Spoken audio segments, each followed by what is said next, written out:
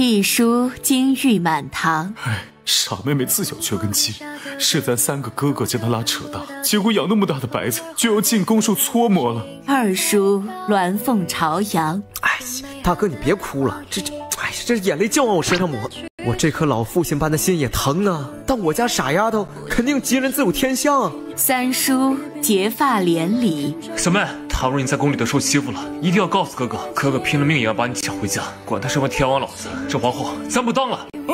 大哥、二哥、三哥，诺诺会乖的。有请皇后娘娘上轿。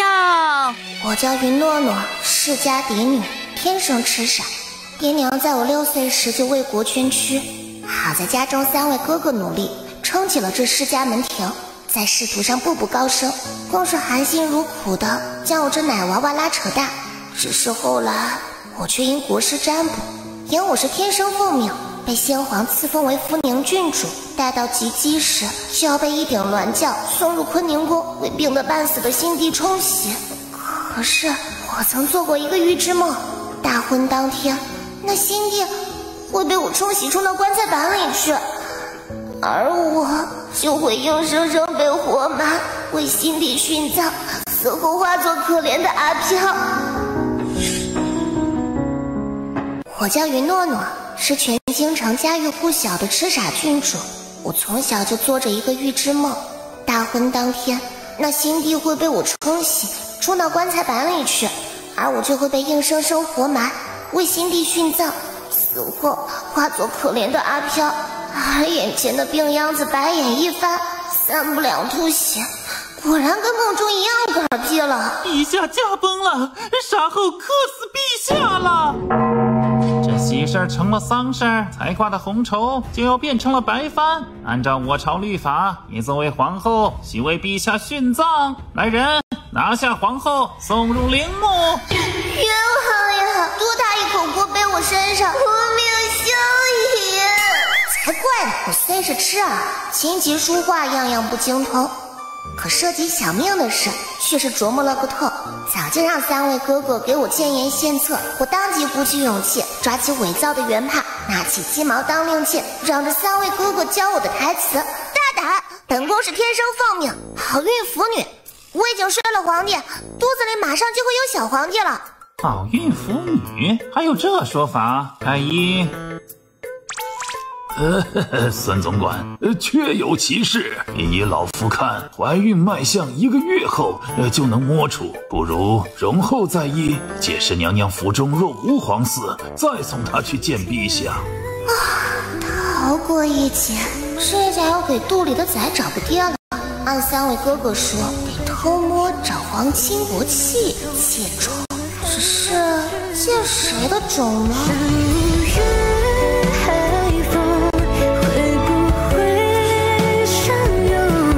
我叫云诺诺，大婚当天，病秧子皇帝被我冲洗冲到棺材板里去。为了不给死鬼亡夫活血，我只好按3位哥哥教我的台词，忽悠满朝文武来一手假孕自保。问题是肚里没崽，还得找个爹。大哥、二哥、三哥，该向哪位皇亲国戚借种呢？我听说皇室之人少得可怜，刚死不久的前夫哥是先帝的独苗苗了。所以就只能找先帝兄弟里这一脉还未成亲的。首先排除雍亲王，太老了，50有余，当我们家傻诺诺的爷爷差不多。其次就得排除定亲王，太小，那乳臭未干啊，这脆皮模样连咱们儿子都当得。不上不下的，便只有这位楚阳王萧恒了。弱冠之年，说来如若，还得尊称他一声七皇叔呢。他早年凭着战功赫赫与双眉雪发，成了京中贵女追捧的玉面战士。哪怕后来他在洛阳的寒山寺隐居静养，一心向佛，也有无数慕名而来的女子为他前仆后继，奈何不近女色，至今未有一儿半女。那样好的基因，借他诞下的龙子，定能继承他的才智与帅气。但听说这位王爷脑子似乎有点大病，颇为残暴。哦，七皇叔，诺诺记住了，还能有多凶啊？处理干净，丢到乱葬岗。哎呦，这个月第9句了，真是疯了！敢擅自爬上王爷的床，谁不知王爷有个白月光，为他守身如玉？傻女人，竟还妄想得到他的心！我敬酒一杯入喉，只因喝酒寸断在心。为了向大名鼎鼎的七皇叔借种，专程隐姓埋名，跋山涉水的来到他幽居的寒山寺。寒山寺，这寒山寺也太远了。七皇叔怎么会住在这么偏僻的地方？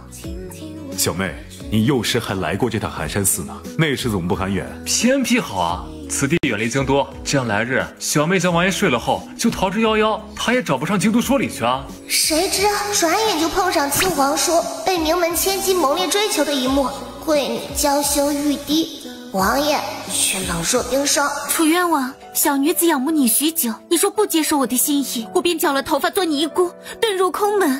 哦，本王的赤霄剑削发如泥，你是自己剪还是本王替你剪？我不要喜欢你了。这王爷好像真如传闻那样残暴啊！哪来的兔崽子偷听？找死不成？我拖出去了。王爷要孩子不要，我肤白貌美大长腿，胸也不输其他女子，关键是好生养，一胎二宝，妥妥的。我肤白貌美大长腿，胸也不输其他女子，关键是好生养，一胎二宝，妥妥的。滚！佛门禁止，惜命了就别碰本王。脾气真差呀，傻子给瞎子碰媚眼了。这小傻子真是傻人有傻福，往常碰了王爷一根手指的都要剁手嘞。往后连续10日，我百般讨好这位冷面王爷，扬言什么亲手做的香囊，亲手做的糕点，是要把这颗心捂热。谁知这颗心非但捂不热，还漏风的紧，还是照单全扔。可惜了这锦绣阁的香囊，一品楼的天高，瞎子王爷一点也不识货。投机取巧还爱扯谎，你这样的傻丫头，本王这辈子都不可能看得上。春寒料峭，还衣着清凉，再有下次，本王扒了你这兔崽子的皮。再这么拖下去不是个办法，软的不行，只能来硬的了。小妹，这熏香令人闻之四肢无法动弹，再凶残嗜血的豺狼也只能变成纸老虎。哼，届时这强扭的瓜它不甜也得甜，任你为所欲为。为所欲为？哼，七皇叔，你完蛋了。那兔崽子倒是2、3天没来烦本王了，本王莫不是太凶了？往常如她那般的女子，皆成了本王的剑下亡魂。本王待她以示仁慈，她知难而退也是应该的。只是本王为何会有些不习惯呢？什么香气？古怪，心里好像有团火在烧。谁在那儿？王爷，管你是一心向佛，还是有龙阳之癖，这回我不信你还对我两眼空空。兔崽子，你要做什么？当然是睡你了。是这么亲的吧？笨死了，亲都不会的傻丫头，还得本王教你。我呀，深深在摇晃，最呀最把温柔伤，手腕老沸腾了，好荒唐情到。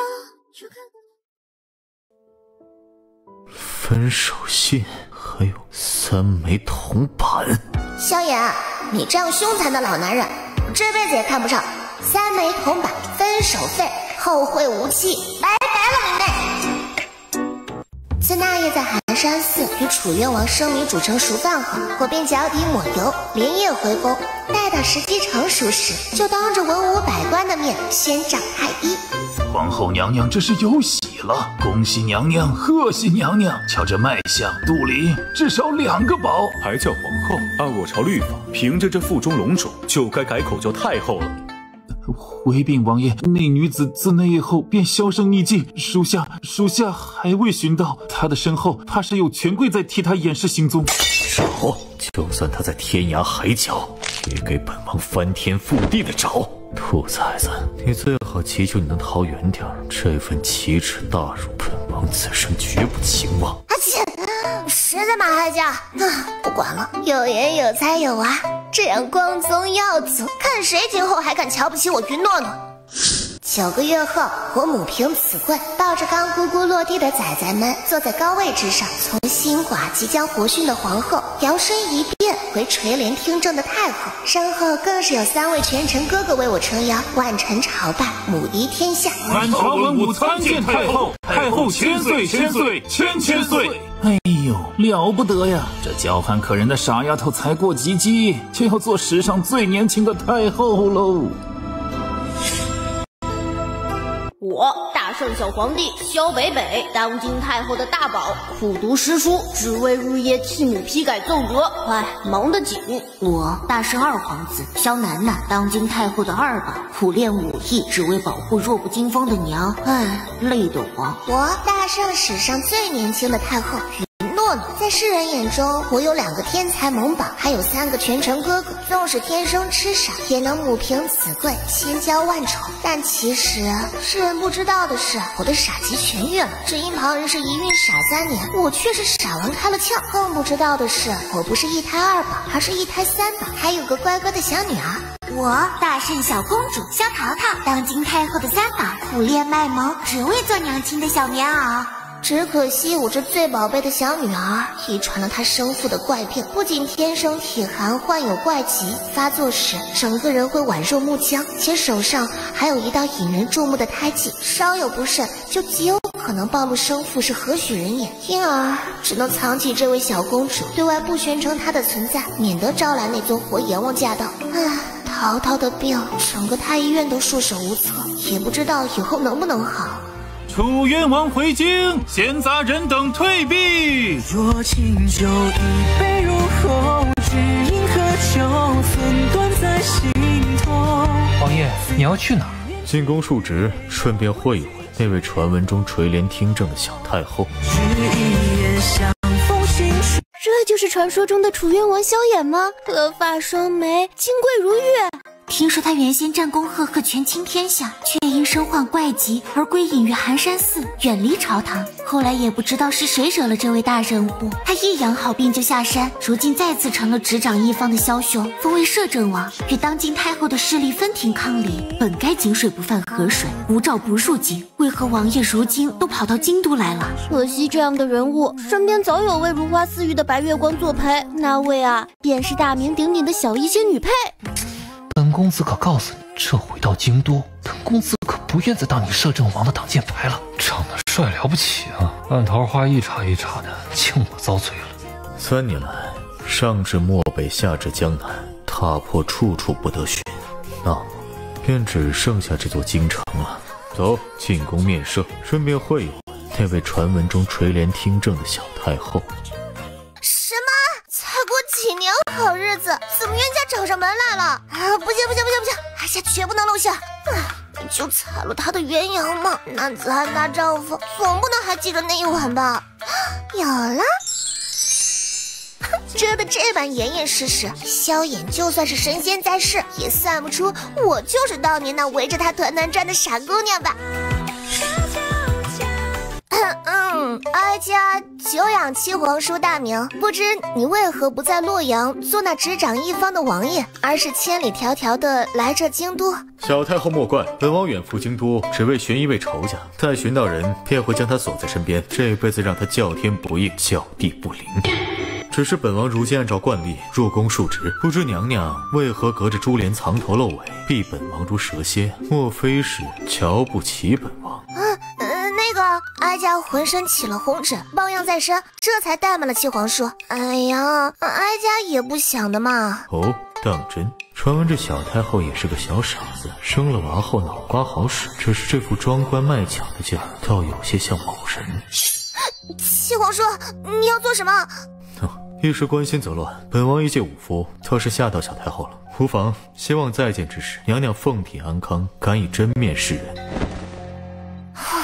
总算是将这尊煞神送走了，哀家心虚个什么劲儿啊！哀家今非昔比，也不是任他拿捏的软柿子，逼得了一时，也逼不了一世。实在不行，就派人做掉他。哼！娘娘，不好了，小公主不见了！什么？还不快找！哪个混账敢在哀家眼皮子底下掳走我女儿？哪来的奶娃娃？帅叔叔，从今天开始，你就是淘淘的爹。那骑在摄政王头上玩烟花棒的奶娃娃是谁？真像只毛茸茸的小团子，长得浴血可爱啊！难得见到冷若冰霜的摄政王，温柔似水，露出笑容。这丫头该不会是摄政王的私生女？哦吼，烟花飞起来了！叔叔，你真好，宫里的嬷嬷都怕我，什么也不让我碰，天天让我喝药药，每天都苦哈哈。你是除了娘亲、2个哥哥、3个舅舅之外，对淘淘最好的人啦。一时鬼迷心窍，竟真将这离家出走的奶娃娃带回来，只是为何瞧着她心变化成水似的？奶娃娃，烟花放了，糖糕也吃了，就该告诉本王，你为何随口乱认爹？我娘说过，路见不平先认爹，认了就能白吃白喝。叔叔，淘淘突然好了。奶娃娃，速传一线。王爷，这小丫头并无大碍，只是身上的怪病与胎记却与你一模一样，100分百遗传自你。哎呀，想不到你看似清心寡欲，却偷偷有了个3岁半的孩子，真是人设崩塌呀！什么？淘淘是本王的女儿？回禀王爷，都查清楚了，这是卷宗，您看了千万不要动怒啊！借种？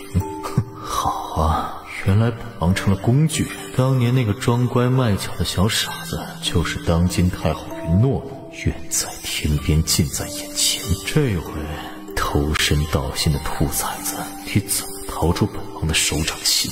王爷，太后娘娘上门来讨要孩子了。帅叔叔，我娘亲可是当朝大名鼎鼎的太后，肤白貌美，大长腿，有钱有权还有颜，是天底下最好的女子，而且是买1赠3哦。我还有2位天才哥哥，你可要好好把握这个当我后爹的机会。乖小宝，老子是你亲爹，该找你娘算账了。淘淘，终于找到你了，你怎么能乱跑呢？真是羊入虎口啊！小太后如此兴师动众，夜赴王府，就为了一个小娃娃，不知他爹娘何许人也？碎嘴，将淘淘带走。七皇叔，此乃皇室秘辛，无可奉告。哀家还有事，就先……本王让你走了，是无可奉告，还是心里有鬼呢？七皇叔，有什么话我们好好商量。上回本王就说过，再见之时，娘娘须以真面示我。哼，果然是你，小傻子，真是别来无恙啊！放肆，真是没规矩！哀家可是当朝太后，与七皇叔你不过一面之缘，咱俩一点也不熟。娘娘当年隐姓埋名入寒山寺，脱下本王的衣裳时，可想过规矩二字？如今本王只是扯下你的面纱，比不得你这兔崽子无情无心，扒了衣服睡了就跑，生了3个崽，还来装不熟。糟了，有些理亏，他怎么什么都知道了？3个哥哥也没教我怎么收拾如今的残局啊！现在躲本王是否太迟了？当年你取走本王那样珍贵的东西时，可没这般胆小。七皇叔，当年你是丢了元阳，可我也丢了元婴啊！你要怎么才肯消气？让我们桥归桥，路归路，一拍两散。哀家可赠你一座城池，或是1万黄金，实在不行，也可献上无数美人。哦，若本王说，本王什么都不要，只要你这位小太后呢？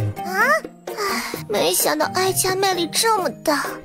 少自作多情吧，本王这辈子绝不可能喜欢一个没心没肺的傻丫头。你带给本王的屈辱，本王可都记着。从今日起，你必须对本王唯命是从，任我差遣。兴许本王玩开心了，就勉为其难的放过你，否则江山与孩子本王都要，而你逃不出本王的手掌心。干，是不是被火焰王彻底拿捏了？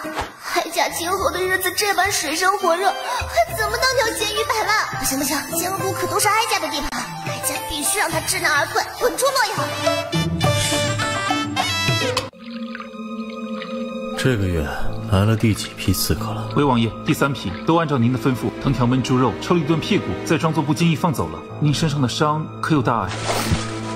无妨，故意为之，不然如何罚那胆大包天的兔崽子？看来哀家派的刺客是不是找他的麻烦？这七皇叔最近果然消停不少，没来找哀家的晦气。谁啊？又是你，七皇叔！说冤家冤家就到，邪了门了！快放开我！你竟敢夜闯慈宁宫！本王这不是专程来谢太后娘娘赏的刺客吗？娘娘教他们教的真好啊，专往心口偏3寸刺。不就是划破了点皮吗？要不然哀家赔你点医药费。好，作为补偿，只需娘娘这温香软玉在怀，便可大事化小，小事化了。喂，哀家可是要为先帝守节的。人都是本王的，守个屁！需要本王给娘娘重温4中那一晚吗？娘娘借种时倒是贪心，要了3次。一次不保险吗？当年是从你咬本王这儿开始，本王细数奉还。风吹起了相思，云看透我心事，感情花了几次，忘不了他泪痣。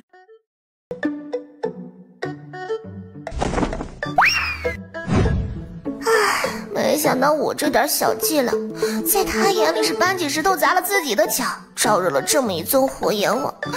这水深火热的日子，什么时候才是头啊？横叔他长得倒是挺好看的，比我见过的男人都要赏心悦目，但是嘛，哀家绝不认输。这传闻中的小太后果真杀鸡全欲，捉弄人有一手，竟将本王的血库偷走了。起初我与这七皇叔人针锋相对，张牙舞爪，可后来却因一个契机暂且认命了。只因小女儿的病症急需生父精血入药，才能驱散体内阴煞，得以痊愈。身在屋檐下，不得不低头，我为此成日下不来床，十分憋屈。3个月了，什么传闻中清冷客气的王爷都扯淡，开了荤之后一样食髓知味。哎呦啊！吃了兔子见了虎穴，被吃的骨头渣都不剩了。大哥、2哥、3哥，咋办呀？小妹，没想到那次这样一贯禽兽，都是哥哥们选错了人，才让你受苦了。这萧炎手握兵权，自下山以来手段越发狠了，势力是如日中天，怕是要谋朝篡位，坐上95之尊之位啊！现在对小妹留情，那只是暂时的，等将来厌倦了，还是会挨个收拾的。横竖淘淘的病现在好了，小妹不如趁机带孩子们远走高飞。这些年也是委屈了你，将你拘在了深宫，你该恢复自由身，做天地间最自在的女子。至于有什么雷霆之怒，就让哥哥们来承担。可我带着3个萌宝，要怎么才能彻底摆脱他？假死脱身。为了顺利跑路，摆脱七皇叔的手掌心，我与3位哥哥谋划了一出假死脱身大法。而这场戏里不可或缺的，便是七皇叔的白月光。传闻那位小医仙性情清高，宛若高岭之花，眼里熟不得沙子。都有白月光了，吃着碗里的，看着锅里的，真是3心2意的狗男人。我这就修书一封，将白月光诓来，最后来一出2选1，凄美下线。小太后怎么突然要我赴宴？该不会是我男扮女装的事情被发现了？小太后想收我为男主？楚渊王看上的女人，本公子可不敢染指，还是去斩断他对我的痴心妄想吧。等到一棍子打晕那位传闻中的白月光后，好戏终于开场了。摄政王，废话不多说，我给你两个选择，一个是与你在朝堂上针锋相对的太后，一个是你心中无暇的白月光。嘿嘿嘿，2人之中你选谁活下来？我还可以顺便将这三个小娃娃宰了，让你坐稳这龙啊椅。3岁小孩都知道怎么选，那肯定不可能选我的。马上我就能获得自由了，这太后娘娘我不当了。你若动允诺的话，本王必要你全族陪葬。至于小医仙，随你处置。得呢，怎么跟我预想的剧情不一样啊？他的意思是选我这死对头，弃了白月光。哦，公子是你们 play 中的一环吗？阳光坠入眼睛，你坠入我心底，还下着许愿，原来你就是那颗流星。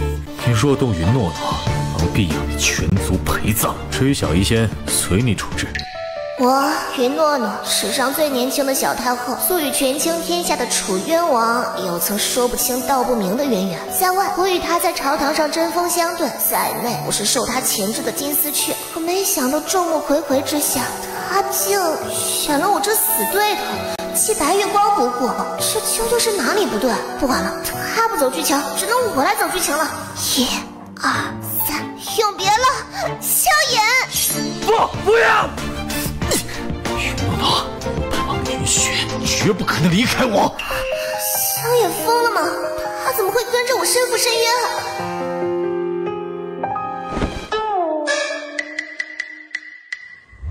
听说这当朝小太后与幼帝意外身落悬崖，哎呀，一代佳人连带着龙子皇嗣下场凄凉，真是令人唏嘘啊！哎，如今举国同丧，前面哭得一把鼻涕一把泪的，就是自小待他千娇万宠的3位权臣哥哥。时局这般动荡，这天下已经轮到权倾朝野的摄政王彻底做主喽！啊，不该改口叫陛下了。只是前阵子他随太后坠崖，即使武功盖世，也身负重伤啊。男生的我怎么触碰北海的季风？如果看过同一片云，算我们相拥。哀哉呀！我可怜的妹妹啊，天生凤病，本该一生顺遂，如今竟说凉就凉啊！还带着那3岁半的侄儿们一块命赴黄泉了，只留下了3个孤孤无依的哥哥，在葬礼上悲痛欲绝，老天爷的眼看到屁股缝了呀！虽说是做戏做全套，但第一次见3位哥哥有这样哭丧哭得惨绝人寰的天赋啊！而下一刻，登基为帝的萧衍竟出现在我的葬礼上，他是来抄家的吧？参见陛下。云峰、云雨、云晨，你们皆是太后至亲，于情于理。萧衍心狠手辣惯了，他如今正需杀鸡儆猴，稳固皇位，该不会是想找个借口让我等陪葬？来吧，生又何妨，死又何惧？男子汉大。云峰，孤晋封你为内阁大学士，统御百官决策。啊！云晨，孤晋封你为户部尚书，管理国库支出。这莫非萧恒对小妹是真心的？我们以小人之心夺君子之腹了？呸！你们怎么被策反了？我才不与你们同流合污。至于你，云雨，你就有百步穿杨之姿。孤晋封你为骠骑将军，执掌一方兵权。脱胎的富贵，陛下慧眼识人。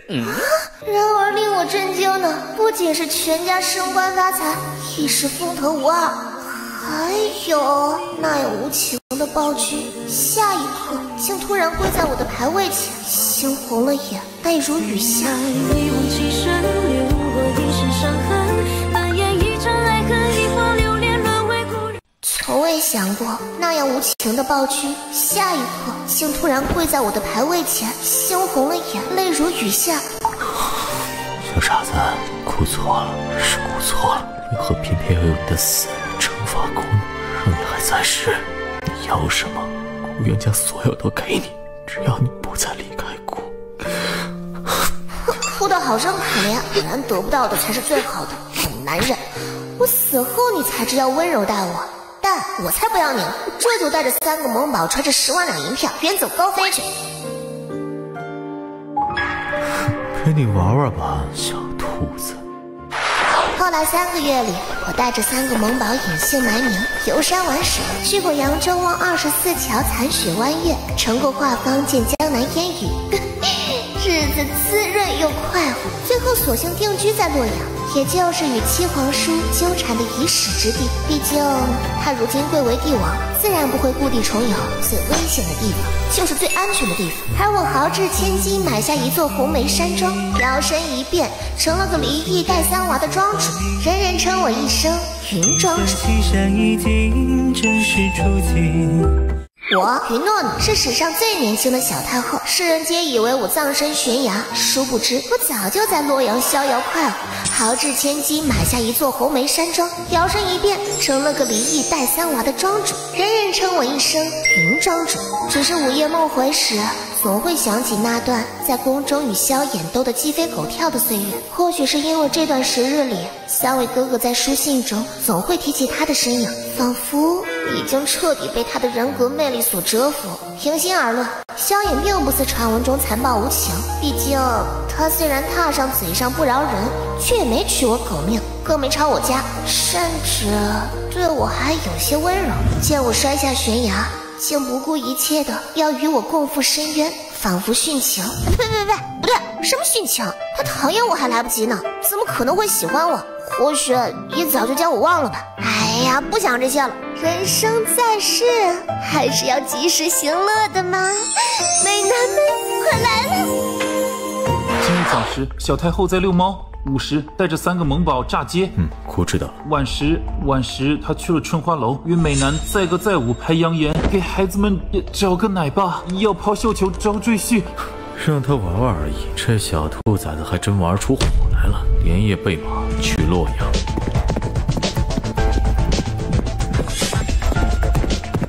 瞧，那位可是洛阳大名鼎鼎的梅花庄庄主云诺儿，虽然离异带3娃，却家财万贯，肤白貌美，大长腿，任谁见了他不为他动心。如今他想抛绣球招赘婿，这上门的人可是踏破门槛了。哎，这位兄台，瞧着你面生，却有几分俊美，这般身姿如竹，说不定能做庄主的入幕之宾。入幕之宾，姑可是他夫君，将此地之人给姑赶出去。别跑啊！怎么都走了？只剩下最后一个人了。娘亲，这个叔叔看起来风度翩翩，好帅啊！就他吧。这位美男，单凭你这鹤立鸡群，我就相信你定然仪表堂堂，就是有些眼熟哈。一见如故，你要不要与本庄主契约成婚，当我3个孩子的奶爸？我养你呀！庄主，此话既出，一诺千金，你可不反悔吗？绝对不会。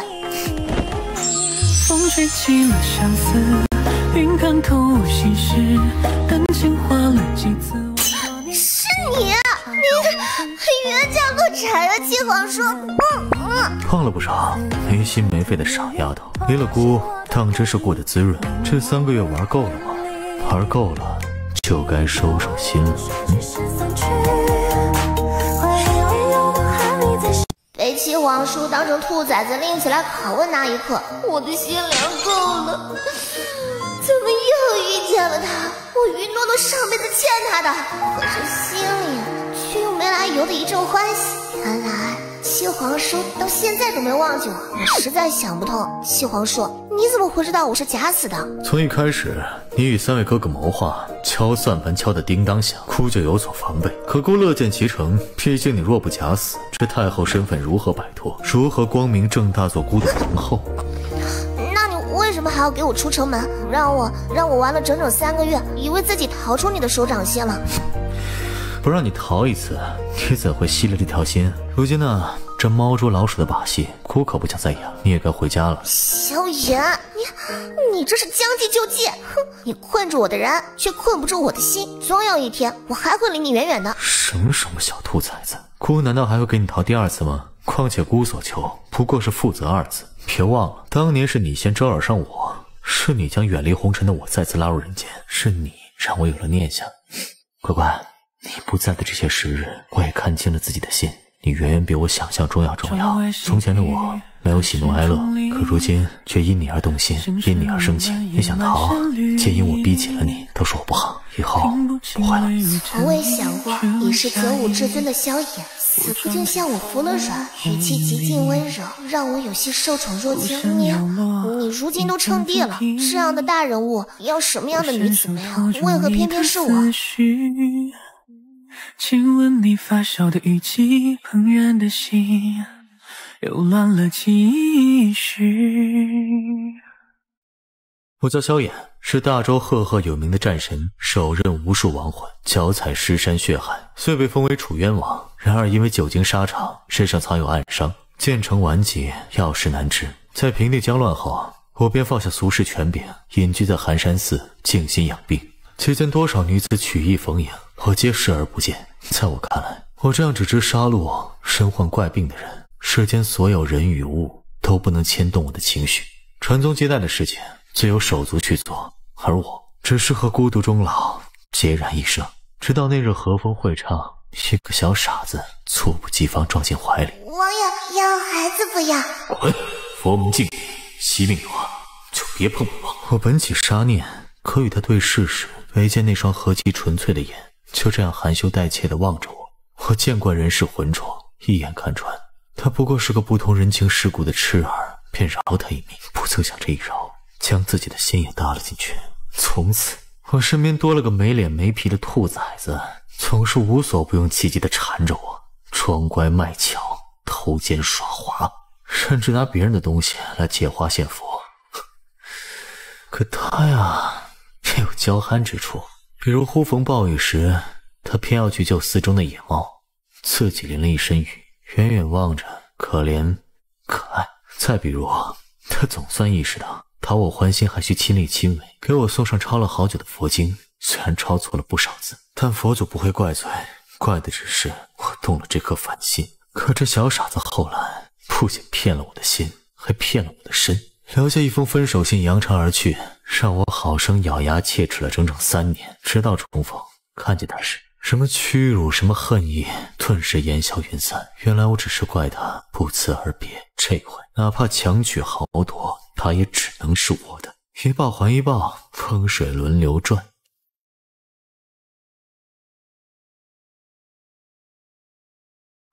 没想到传闻中最是清冷自持的七皇叔，在多年前就对我情根深重，破了那道情境。哼，原来他这么闷骚，早就被我拿下了。之前还装得不露声色，枉费我还惶惶不安，生怕他随时吃了我。你这小傻子，眼睛又在地溜转，没心没肺的，想什么呢？我知晓你此刻或许并不喜欢我，可我心悦你就够了。我也会等你喜欢上我，慢慢教你怎么喜欢一个人，好不好？眼见他晓之以情，动之以理，往日的霸道竟荡然无存，我的心也动摇了下来。不对，我记得你还有个白月光，你跟那小医仙是怎么一回事啊？那日悬崖2选1，你放弃了白月光，那是不是以后也会像放弃白月光那样放弃我？白月光？你是说元宁，滚进来！陛下果然好耳力，这都被你发现了。我不是故意偷听墙角的啊，路过。小医仙的声音怎么这么像男的？没错，本公子乃正儿八经的有根人士，只是有些特殊癖好，再加上我本就生得貌美如花，在外还爱保持神秘，鲜少说话，因而外界都猜测本公子是绝世美女。云诺诺，你们可别因为我生了嫌隙啊！说白了，我就是他的挡箭牌，这些年给他挡去多少烂桃花啊！让他给你守身如玉了，我是有功而不是有罪啊！说完了就滚出去！乖乖，如今可还有什么藏在心底的疑问？我已经对你推心置腹了，不曾再有隐瞒。但我呢，也不会要求你即刻接受我，我会等，反正你逃不了的。星光坠入眼睛，你坠入我心底。往后的日子里，我思来想去，索性认命吧。毕竟萧炎有权有颜还有钱，还是我第一个男人。如果这辈子一心一意对我，也没什么不好的。最关键的是，我也逃不出偏执皇叔的手掌心，还是当条咸鱼摆烂吧。举家重回京城之时，我却是以皇后的身份驾到。封后当天，举世瞩目，3个哥哥也没想到还有这山路18弯的转折，但他们对萧衍的成见早已消失，所以也乐见我收获一份剪不断理还乱的姻缘。小妹啊，没想到你逃到洛阳也能被逮回来，太后摇身一变成了皇后，真是剪不断理还乱的缘。难道话本里说的这冤家义结的结是结婚呢？不过小妹若是不愿，咱还可以逃婚。大哥、二哥、三哥，这一回我是愿意的。毕竟如今我将他调教好了，老男人会疼人啊。除了床榻上会折腾得我腰酸背痛，但对我却是百依百顺的。唉，兜兜转转，还是做回了皇后。算命的说我天生凤鸣，怎么就这么准呢？姑的小皇后当然是天生凤鸣啊！你的男人做主江山，你做主你男人，怎么不算天生凤鸣？我做主我的男人，那夫君，我可要在上呢。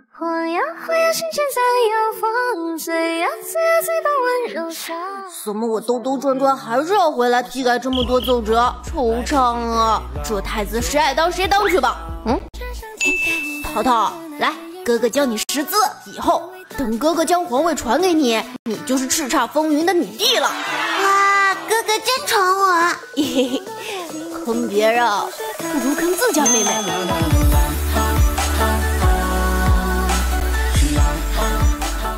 与萧衍成亲3年，他虚设6宫，唯独对我交房独宠，世人皆艳羡这么一段帝后情深。唯有我知道，他晚上在榻上是如何磨人，只见我这小兔子摘皮扒骨的吃。从前是我强扭了卦，如今是他强扭了这卦，真是风水轮流转啊！好在他还算有点人性，常抛下政务给大儿子，经常带着我游山玩水。这不，现在故地重游，来到寒山寺祈福。陛下这杀伐果断的性子，不是最烦这求神拜佛的把戏。从前是，可姑如今有你，还有3个漏风的小棉袄，有了软肋啊，便希冀上天垂怜，望你们顺遂喜乐。当然，姑也会倾尽全力护你们一世。不用神佛庇佑，我信你，就是我与乖仔们的守护神。哎，瞧，这是平安符。其实我小的时候也来过一趟寒山寺，那会儿在这儿遇到了正要起兵出征的大部队，我便送了为首的将领一张平安符，那还是我花了3个铜板买的呢。啊，平安符？莫非你是？